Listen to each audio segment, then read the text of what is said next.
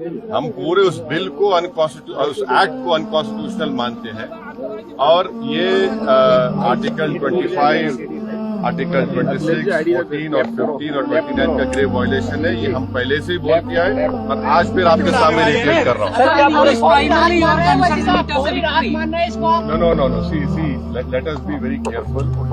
The Honorable Supreme Court, as rightly pointed out by my counsel, Mr. Nizam Pasha, the Supreme Court has said that the Central Waqf Council and the State Waqf Boards will not be constituted.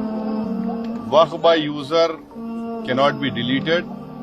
Now, there are other provisions also which we as a party have come to the Honorable Supreme Court that calling it unconstitutional.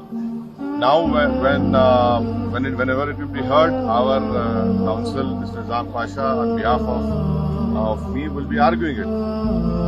As you know very well, that during the deliberations of the Joint Working Committee, I have given a dissent report opposing all the amendments that were proposed by the government. And during the debate in the Parliament on the consideration or passing of that bill, I have opposed each and every amendment. I have called it unconstitutional. I still call this law as unconstitutional, as violating the fundamental rights of Article 14, 15, 25, 26 and 29. So our legal battle will continue to ensure that this act, against this act will continue.